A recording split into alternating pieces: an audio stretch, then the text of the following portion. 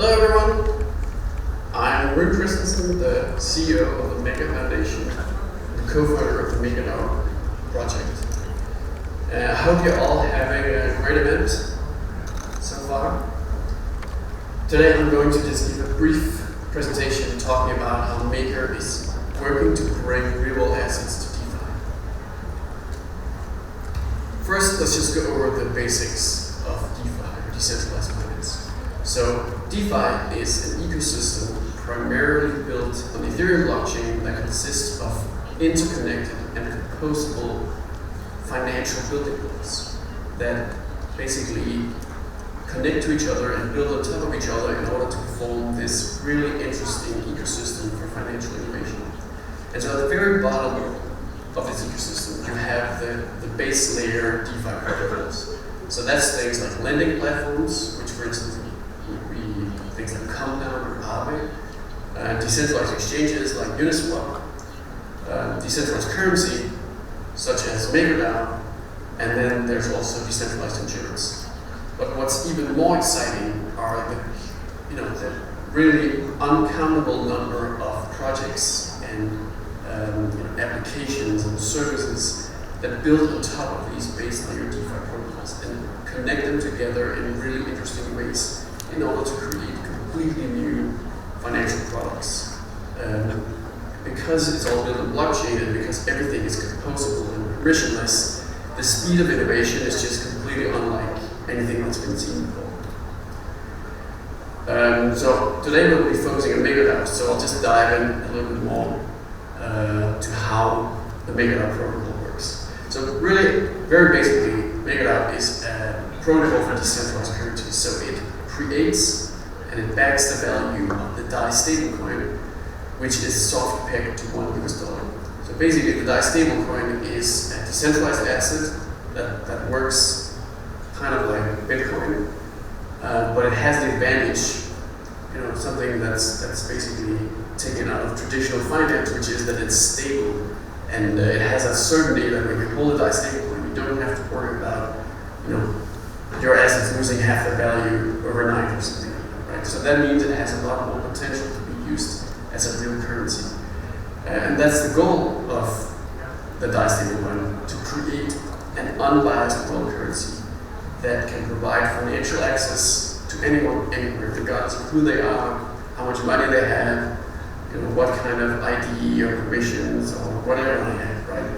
But rather that you can have a currency that's available to everyone that can provide them that that high quality financial service that everyone should have access to. And this is actually already being realized quite nicely with the MakerDAO project and the DAI stablecoin, specifically through the kind of adoption that the project has been seeing in South America, and particularly Argentina, where actually a lot of regular people are adopting and using the DAI stablecoin as a means to store their wealth in order to escape the inflation that exists in their local currencies. And if you take Argentina, for example, the inflation of the Argentine peso can easily reach 50% or 60% per year. So being able to use this DAI stablecoin to escape that extreme inflation is actually something that really has a big impact on day-to-day life. And it's just incredibly convenient to be able to actually hold value in a secure, safe way that doesn't lose its value over time on your phone, for instance, and having that be available to anyone in Argentina, regardless of who they are and what kind of access they otherwise have to the financial system. So just to go into a bit of how it actually works and how the MakerDAO protocol is actually able to keep the DAI stablecoin stable.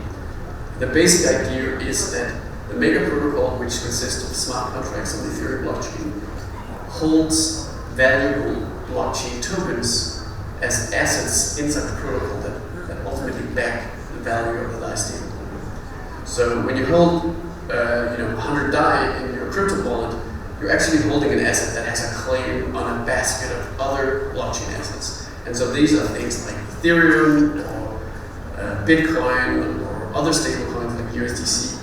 that ultimately are combined together in a diversified basket of assets that then ultimately back the value of DAI. And the way that these other assets get into the protocol in the first place is through a type of user called the vault user. So these are advanced users, different from sort of the regular DAI users that just use DAI as money or as a stablecoin.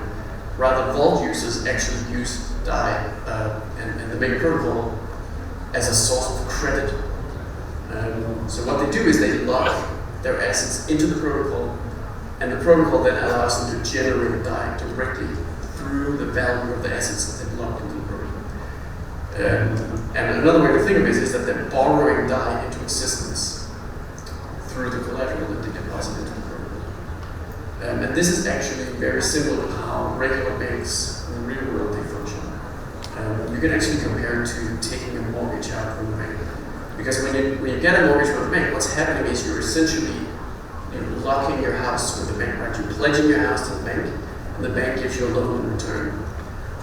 But in the case where you don't pay back your loan, or maybe the value of the house falls dramatically, the bank actually has the power to foreclose on your house and essentially seize the asset and ultimately sell it off in an auction in order to try to recoup the value of the loan that they gave you in the first place. And this is exactly how the Maker protocol functions as well. So basically, the Maker protocol has the ability to autonomously detect when collateral assets in the protocol are no longer safe enough to properly back the value of DAI, and then sell them off in order to make sure that the integrity of the DAI stablecoin remains no matter what's happening in the market.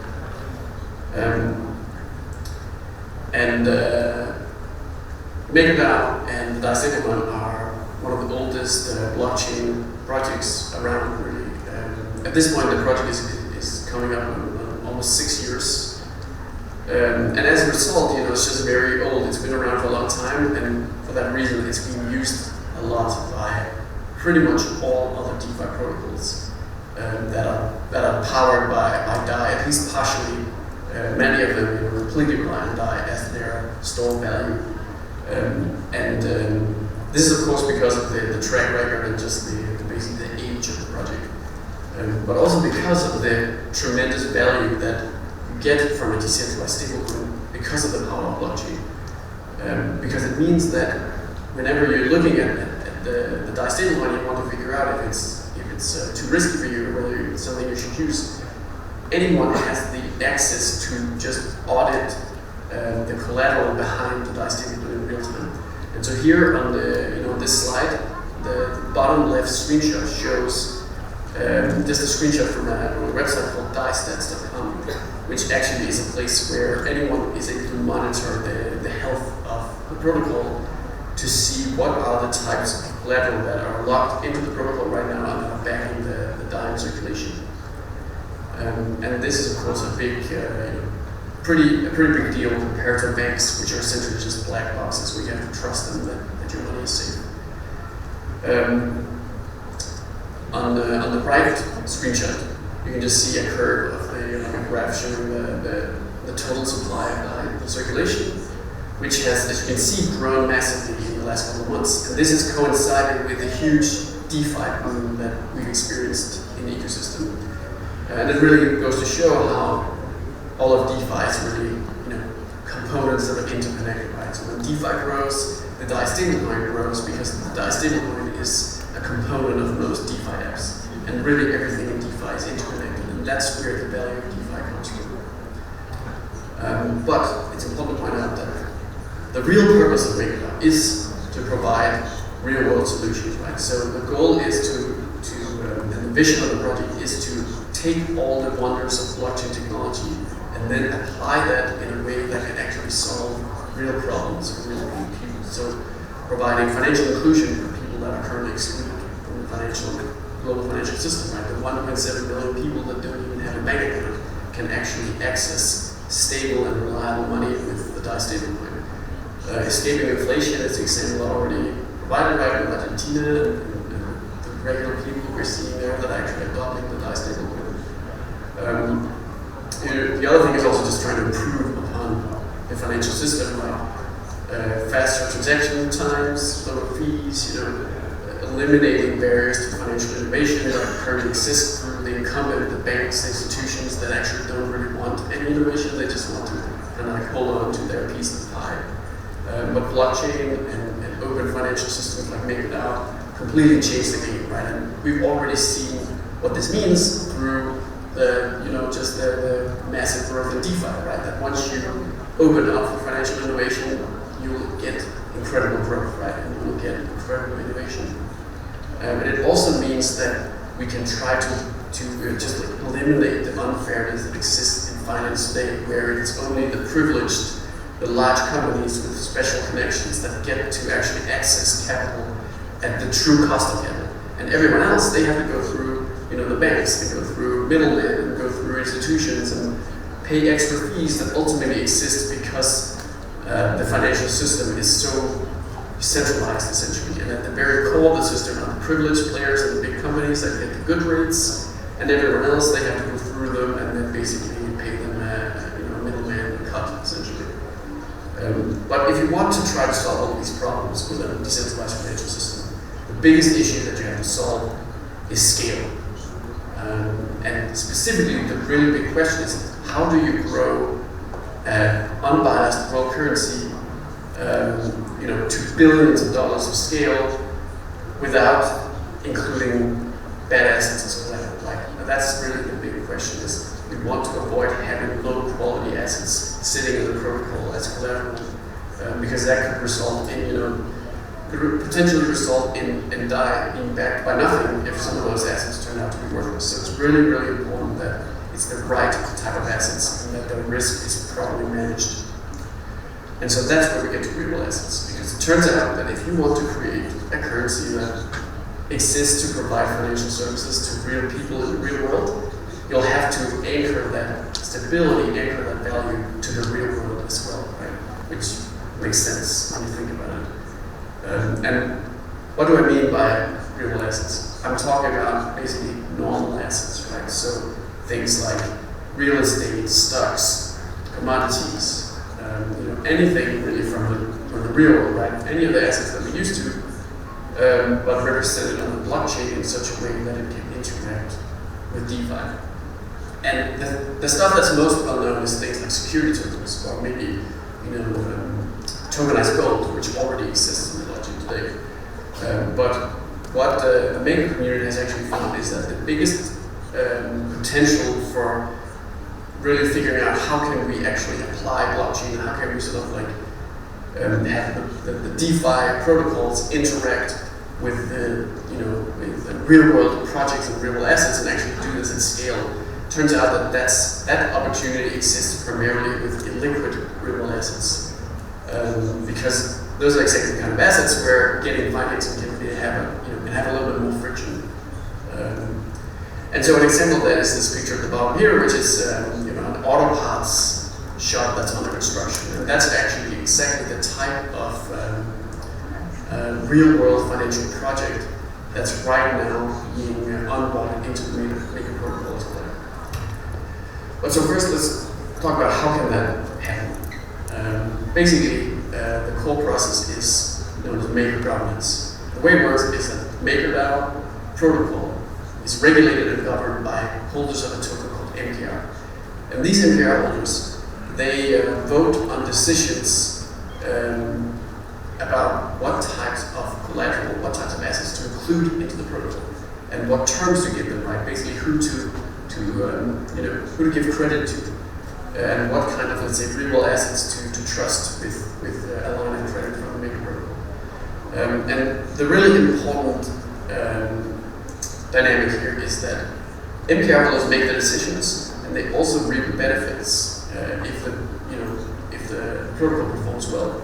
But on the flip side, they also take full exposure to the risk. So MKR holders, really have to basically put their money where their mouth is. And if they make some decisions that end up including bad collateral into the system that then actually turns out to be worthless, so that some of the DAI that's in circulation is not even backed by anything, then the MKR holders have to completely pay for that themselves through dilution of the MKR token, which then, and all of this happens completely autonomously by the protocol, which detects that there's a capital shortfall, and then immediately engages in recapitalization, diluting the API token and selling it on the blockchain in order to basically recapitalize itself and make sure that the stability of DAI, the integrity of the collateral portfolio remains, even if there are some of the collateral assets that fail.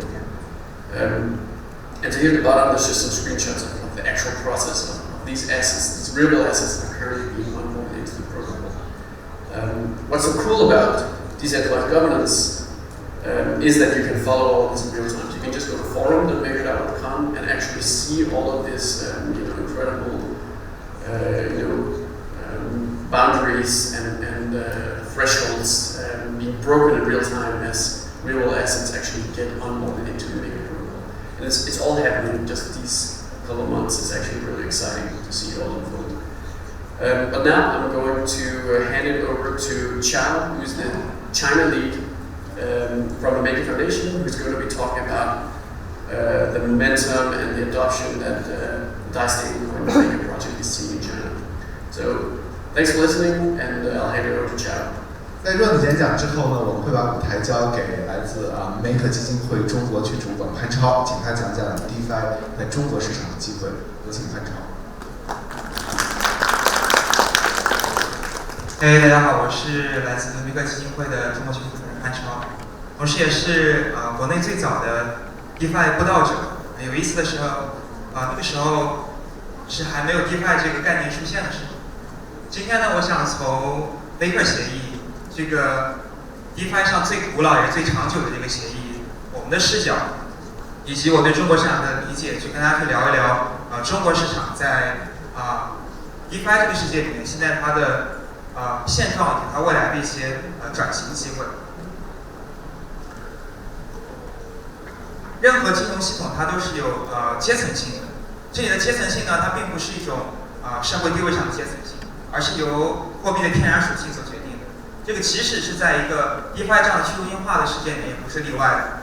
在 DeFi 的世界里面，我们看到最基础层它是货币的发行层，比如说 Maker 发行了以太坊上最原生的、最早的稳定币贷。那么有了这样的一个稳定币资产之后呢，就可以去在这个基础上去出现针对于稳定币跟其他数字资产的一个借贷市场。而在更靠近用户端的地方呢，出现了一个聚合层。这正是基于了 DeFi 智能合约它的相互的可组合性。这些聚合层可以自动化的帮用户去在整个市场上自动的找到收益最高、价格最好的交易跟投资的机会。而在最靠近用户的地方是应用层，这个就是日常生活当中人们的消费跟支付，比如说支持加密货币支付的银行卡。而如果我们从资产的视角，我们也可以看到一个类似的一个结构。最早的时候，在区块链上只有像比特币跟以太坊这样的原生资产，后来我们有了稳定币资产。实际上呢，它就是一种离岸美元资产，也是我们将美元带到了区块链上。再后来的话，我们是把黄金也带到区块链上。我们现在在区块链上有了可以交易的电子黄金。而接下来，也就是现在这个阶段，是我认为在 DeFi 资产方面非常关键的一个阶段，那就是我们正需要把更多的实体资产给带到链上。这也是 Maker 目前正在做的事情，包括像供应链金融当中的应收账款、企业债券等等。就像刚刚Rune在视频中提到的一样，我们只有把这些传统资产带到链上 ，DeFi 才能从一个小圈子走向一个万亿美金规模的大规模的应用。接下来我想跟大家去聊一聊，中国市场在这个 DeFi 世界当中它的现状跟它的一个功能。在我看来，中国市场现在在 DeFi 当中相当于 DeFi 的世界工厂。举一个大家比较好理解的一个例子，最大的比特币跟以太坊的矿池都是在中国。换句话来说，中国其实给 DeFi 提供了最大的原材料的生产商。比如说，中国也是贷最大的供应的市场之一。但是如果我们看欧美的市场，其实更多出现的是关于 DeFi 的一些应用端的商业场景落地。比如说跨境的转账以及线上跟线下的支付场景。那这对于中国市场意味着什么？就是虽然说因为算力的成本跟这个价格优势让中国市场在早期获得了很大的一个红利，但是从长期来看，这也是这个产业链利润最薄弱的一环。另外，更为重要的是，目前所有的 DeFi 的这些核心技术，其实还是掌握在欧美的公司跟项目他们的手上。所以，其实对于中国市场，如果想在 DeFi 这个世界当中占据主动或者可持续的发展，我们需要掌握这些真正的核心技术创新，以及尤为重要的是应用层的创新。就像我一开始说的那样的一个结构，我们需要在应用层，也就是在需求端去做更多的建设。这样的话，我认为才能从现在这个世界工厂的一个局面转向一个真正的一个内循环。当然，这里最离不开的还是政策的引导。其实，在这2天的Wanxiang峰会当中，我是很高兴也很兴奋的看见来自很多中国的DeFi 开发者以及他们的项目。我觉得这也是 DeFi 最有魅力的地方，因为 DeFi 是什么？它就是一个没有门槛、没有偏见、自由开放的一个金融系统。就像肖峰博士上午说的一样，任何人都可以通过几百行的智能合约的代码，然后将它部署在比如像以太坊这样的网络上，去真正的改变一个行业的一个格局。而我也认为中国是 DeFi 最具潜力的一个市场。以上就是我今天的一个分享，谢谢大家。